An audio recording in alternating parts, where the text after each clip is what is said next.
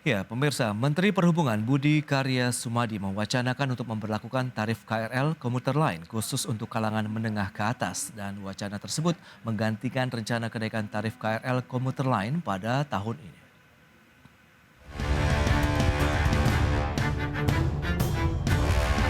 Menteri Perhubungan Budi Karya Sumadi menyatakan kalangan orang kaya akan dikenakan tarif KRL komuter lain yang lebih mahal.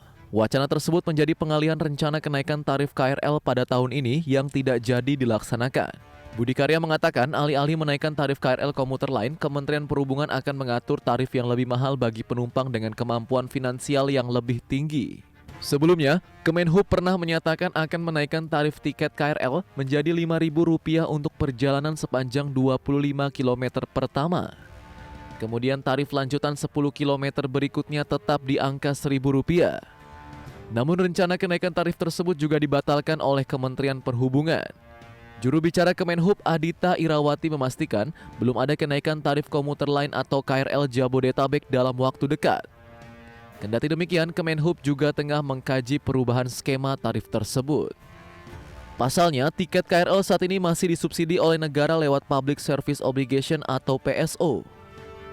Karena itu, untuk memastikan subsidi diterima oleh masyarakat yang membutuhkan, Direktorat Jenderal Perkereta-apian melakukan kajian mengenai skema subsidi PSO yang lebih tepat sasaran.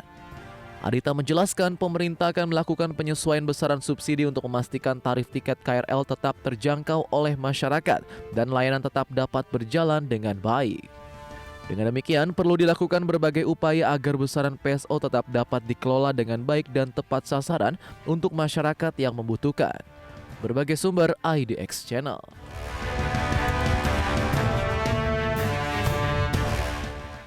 Ya, pemirsa, untuk membahas tema kita hari ini, menilik rencana pembedaan tarif KRL, kita sudah tersambung melalui Zoom bersama dengan Bapak Sudaryatmo. Beliau adalah pengurus harian YLKI. Ya, halo, selamat pagi Pak Daryatmo. Ya, selamat pagi. Salam sehat Pak. Ya, salam sehat. Baik, terima kasih. Langsung saja ini kita review bagaimana rencana ini Kementerian Perhubungan yang akan mewacanakan pembedaan tarif dari pengguna KRL. Tanggapan dari YLKI ini, Pak Daryatmo, silakan.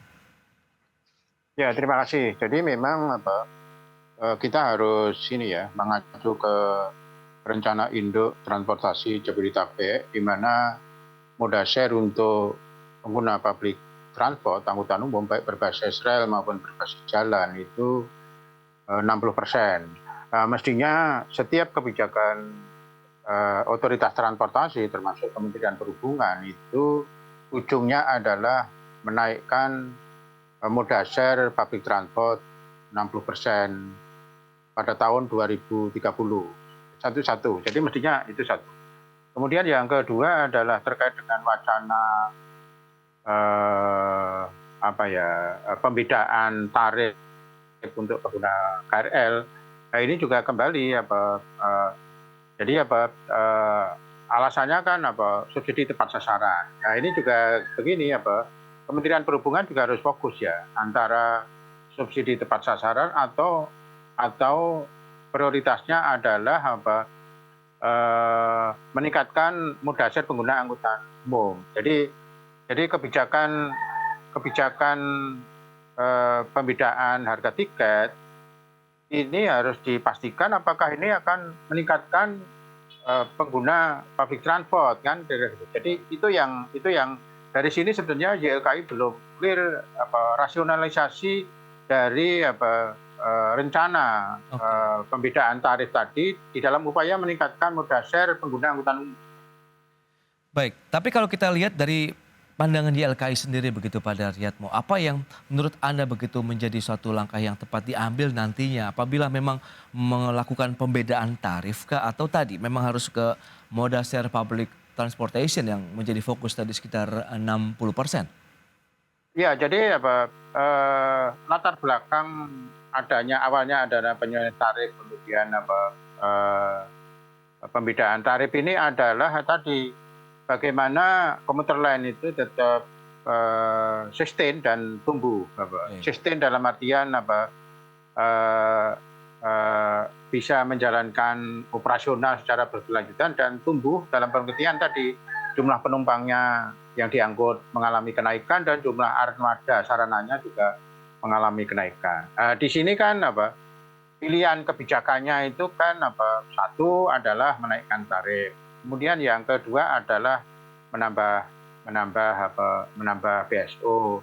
Kemudian kebijakan ikutan adalah tadi bagaimana PT KCI sebagai operator itu melakukan inovasi untuk meningkatkan pendapatan non-operasi, pendapatan non-fairbox. Jadi seperti yang sudah dilakukan MRT lah, jadi dari sisi optimalisasi advertising, name and reg stasiun itu juga dikomersialkan, dan juga tadi optimalisasi aset. Jadi itu yang sebenarnya pilihan kebijakannya itu sudah ini ya, sudah jelas. Jadi YLKI tidak melihat adanya urgensi tadi pembedaan tarif antar penumpang, walaupun dari sisi implementasi kita juga belum begitu clear apa sih maunya Kementerian Perhubungan. Oke. Tapi kalau kita lihat tadi optimalisasi untuk bisa meningkatkan pendapatan dari perusahaan ataupun operator dari KRL ini pun juga sudah dilakukan, Pak. Optimalisasi tempat, stasiun, kemudian iklan-iklan yang juga sekarang banyak begitu yang terpasang di gerbong-gerbong KRL juga, apakah ini belum optimal begitu menurut Anda atau efektif? Ya, memang ini harus ada peningkatan. Jadi angkanya itu kalau dalam catatan YLKI itu masih di bawah 10%, ini masih sangat kecil sebenarnya. Oke. Padahal kalau kita lihat aset-aset properti komuter lain itu kan di lokasi-lokasi strategis yang mestinya itu bisa dioptimalisasi untuk pendapatan non fairbox gitu. Oke, bisa dikatakan begitu upaya-upaya seperti pembedaan tarif ini menurut Anda begitu pada saat diimplementasikan di lapangan ini akan sulit diterapkan begitu, dalam artian bagaimana membedakan masyarakat yang memang berpenghasilan tinggi kemudian tidak begitu, Pak Daryatmo? Ya memang terus terang YLKI juga belum ada komunikasi yang intens dengan Kemenhub konsepsi dasar dari kebijakan tarif seperti apa. Oke. Apakah seperti kembali ke masa lalu di mana layanan komuter lain itu ada dua kelas subsidi sama kelas non subsidi. Nah, kalau ini diterapkan itu implikasinya itu justru nanti menurunkan jumlah penumpang karena secara operasional itu akan perjalanannya akan berkurang karena kereta non ekonomi itu akan diprioritaskan kan. Yeah. Yang kedua adalah tadi dalam kelas yang sama itu ada tarif yang berbeda. Problemnya adalah bagaimana Kemenhub memilah pengguna yang masuk kategori penerima subsidi dan yang masuk kategori tidak penerima subsidi. Dan sumber data yang dipakai Kemenhub itu basis datanya apa? Apakah data dari Kemenhub sendiri punya data atau data dari pihak ketiga? Apakah itu dari Pemda atau dari Kemensos? Terus terang ini juga belum clear. Oke. Nah, sebaiknya dengan kondisi seperti saat ini, apakah perlu kajian yang lebih dalam dan lebih jauh lagi nih, Pak Daryatmo? Ya kalau dalam pandangan lembaga konsumen itu sebenarnya policy yang lebih realistis itu adalah penyesuaian tarif. Dan ini kan sebenarnya YLKI juga sudah melakukan survei ability to pay and willingness to pay. Sebenarnya ruang itu ada, cuma memang di sini juga kelihatannya pemerintah tidak punya keberanian untuk mengambil keputusan yang tidak populis, walaupun secara riset terus dari sisi kemampuan masyarakat masih ada ruang begitu ya, Pak Daryatmo? Sudah ada risetnya yang memang masih ada ruang space untuk menaikkan tadi kan gitu. Yeah. Tinggal nanti pilihan kebijakannya itu ya tadi apakah naik di 10 km pertama atau di kilometer berikutnya. Ini pilihan kebijakannya di situ. Tapi sebagai memang transportasi yang digunakan oleh banyak masyarakat begitu, menengah bawah, bahkan juga menengah atas, ada yang juga memanfaatkan transportasi publik ini, Anda melihat potensinya memang lebih mudah yang mana? Karena ini kaitannya juga nanti akan berdampak terhadap masyarakat penggunanya. Kalau kemahalan pun mungkin banyak yang protes nantinya karena mungkin ada ya sebagian masyarakat yang mengaku keberatan, sementara di satu sisi memang harus ada yang dipenuhi oleh perusahaan sendiri begitu sebagai operator KRL. Ya tadi salah satu pertimbangan atau preferensi konsumen ketika menggunakan komuter lain itu adalah waktu tempuh yang predictable kan gitu. Dibandingkan moda-moda lain selain juga tadi cost. Jadi artinya apa? Artinya begitu tersedia moda transportasi yang waktu tempuhnya lebih cepat, ini menarik bagi masyarakat untuk beralih dari pengguna mobil pribadi ke komuter lain. Ini juga salah satu capaian yang kita harus apresiasi, termasuk apresiasi kepada pengguna kendaraan pribadi yang mau beralih ke public transport. Satu itu. Kemudian yang kedua adalah memang tadi pengguna kendaraan pribadi dia sebenarnya tidak sensitif harga. Oke. Karena pertimbangannya waktu tempuh. Dia akan sensitif ke kenyamanan. Jadi kalau komuter lain layanannya itu masih dalam toleransi nyaman bagi pengguna masyarakat menengah ke atas, dia akan tetap menggunakan komuter lain kan gitu. Jadi ini yang menurut saya memang itu yang bagaimana layanan komuter lain termasuk kebijakan tarif itu mampu menarik pengguna kendaraan pribadi itu beralih ke komuter lain kan gitu. Oke. Pak Daryatmo, nanti di segmen berikutnya kita akan bahas bagaimana dari sisi pendapat masyarakat ya terkait dengan wacana ini. Dan bagaimana juga mungkin hasil riset survei yang dilakukan YLKI tersendiri terkait dengan bagaimana kenaikan tarif di komuter lain. Ya pemirsa, wacana penerapan tarif KRL komuter lain khusus kalangan kaya ini ditanggapi beragam oleh masyarakat. Sebagian masyarakat menolak wacana tersebut, namun ada pula yang setuju dengan rencana penerapan tarif khusus tersebut. Setuju atau enggak, Kak? Enggak. Kenapa, Kak? Ya karena kasihan si miskinnya lah. Kenapa tuh? Ya nanti kalau itu nggak sesuai sama pendapatannya. Enggak sesuai sama pendapat. Iya, saya sebenarnya setuju sih asal kenaikan harganya itu ya ada sebandingnya gitu, ada efeknya, ada feedbacknya yang dirasakan sama kalangan atasnya gitu. Misalnya dari fasilitasnya atau dari layanannya gitu. Kalau untuk kebijakan kaya dan miskin ya Mas ya, kurang setuju sih Mas. Kenapa? Karena dibeda-bedakan begitu Mas. Dibeda-bedakan gitu. Dalam artian gimana, Mas? Dalam artian kan semua masyarakat kan sama semuanya. Memakaikan kendaraan umum untuk lalu lintas bersama. Kemungkinan sih kalau dibedakan begitu jadinya ada kelas menengah ke bawah dan kelas menengah ke atas juga. Ya pemirsa, kita lanjutkan kembali perbincangan bersama dengan Bapak Sudaryatmo, pengurus harian YLKI. Ya Pak Daryatmo, baru saja kita saksikan begitu memang beragam tanggapan masyarakat terkait dengan wacana dari penerapan pembedaan tarif KRL ini. Nah YLKI sendiri menilai bagaimana? Adakah mungkin studi-studi ataupun survei yang sudah dilakukan sejauh ini begitu terkait dengan tanggapan moda transportasi ini memang harus milik bersama begitu? Tidak ada pembedaan di sana atau seperti apa ini Pak Dar? Silakan.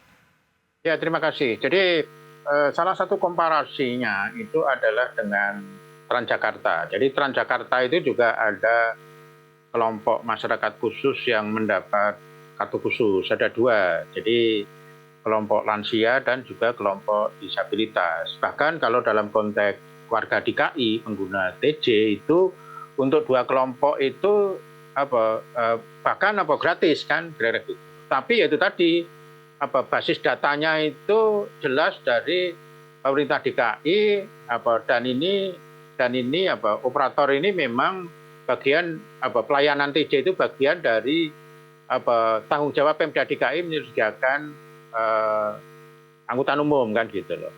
Tapi kalau komuter lain itu kan konteksnya agak beda karena satu layanannya itu kan lintas wilayah kan. Oke. Bahkan tidak hanya Jabodetabek tapi juga Komuter Lain Solo Jogja itu juga masuk komuter lain yang juga dikelola oleh PT KCI. Jadi kalau dia ada pembidakan tarif, itu basis data yang dipakai itu kan tidak sesederhana kalau Transjakarta di Pemda DKI. Satu itu. Kemudian yang kedua, kalau survei YLKI itu sebenarnya ada dua yang kita pakai. Yang pertama adalah membandingkan biaya transportasi yang dikeluarkan masyarakat menggunakan komuter lain dengan menggunakan moda lain yang berbasis jalan. Angkanya itu masih sangat masih sangat jauh, masih gapnya itu masih sangat banyak itu. Masih menggunakan komuter lain itu masih sangat murah dibandingkan menggunakan moda lain yang berbasis jalan. Apalagi kalau itu jarak tempuhnya mana ya, dari Tanah Abang sampai ke Rangkas Bitung itu nggak sampai berapa ya, nggak sampai 12.000 kan gitu. Coba kalau itu menggunakan moda moda non jalan itu pasti biayanya berkali-kali lipat. Satu itu. Kemudian yang kedua itu tadi dari sisi ability to pay dan willingness to pay masyarakat itu sebenarnya juga masih ada ruang. Cuma memang di sini yang kalau dalam pandangan lembaga konsumen mestinya itu kebijakan tarif infrastruktur yang melayani publik seperti kereta api itu pendekatannya itu pendekatan ekonomi gitu loh. Hitung-hitungannya itu jelas kan. Bukan pendekatan politik. Kalau pendekatan politik ya susah. Jadi walaupun secara ekonomi itu pantas naik, tapi karena menjelang pemilu tidak ada pejabat yang berani mengambil keputusan kenaikan tarif. Ini yang juga harus dibenahi. Baik, Pak Daryanto, terakhir ini bagaimana rekomendasi yang YLKI bisa sampaikan terkait dengan kondisi ini? Apakah memang kita harus menaikkan satu saja, begitu dalam artian sama semuanya bisa mendapatkan hal yang sama, atau memang harus ada pembedaan di sana? Ya pertama tadi ujungnya itu adalah menaikkan moda share pengguna angkutan umum satu itu. Kemudian yang kedua struktur tarif yang ada itu bisa menjamin keberlanjutan dan pertumbuhan komuter lain baik dari jumlah penampung kemarin. Nah, dalam pandangan lembaga konsumen sebenarnya realistis menaikkan tarif. Realistis menaikkan tarif daripada membuat kebijakan yang secara implementasi ini juga masih masih belum teruji dalam bentuk tadi pembedaan tarif dalam kelas yang sama untuk penumpang komuter lain gitu. Oke, itu dia. Berarti memang sebenarnya masih realistis dan masyarakat pun cukup menerima apabila ada kenaikan tarif yang disesuaikan juga begitu dengan kemampuan masyarakat, begitu ya Pak Daryanto? Ya, sama tadi komunikasi publik menjadi penting. Ya. Komunikasi publik menjadi penting. Jadi dan tadi sebenarnya kalau kenaikan tarif itu diimbangi dengan improvement perbaikan layanan dan masyarakat kan menyaksikan sendiri stasiun-stasiun dibenahi, kemudian headway-nya semakin pendek, keretanya pendek, jalur ganda macam-macam itu kan juga bentuk improvement yang bisa dikomunikasikan kepada masyarakat. Baik, Pak Dar, berarti memang kita menunggu nanti action dari pemerintah apa yang akan diambil keputusannya begitu. Semoga ada win-win solution bagi pemerintah maupun masyarakat pengguna transportasi kereta api khususnya dari komuter lain sendiri. Pak Daryanto, terima kasih banyak atas waktu yang Anda berikan. Selamat melanjutkan aktivitas Anda kembali. Salam sehat, Pak Dar. Ya, selamat pagi, salam sehat. Ya, pemirsa, demikian perbincangan kami bersama dengan Bapak Sudaryatmo, pengurus harian di YLKI, dan sudah 1 jam saya menemani Anda dalam market review, dan juga tetap saksikan IDX Channel, Your Trustworthy and Comprehensive Investment Reference. Saya Prasetyo Wibowo beserta kerabat kerja yang bertugas undur diri. Terima kasih dan sampai jumpa.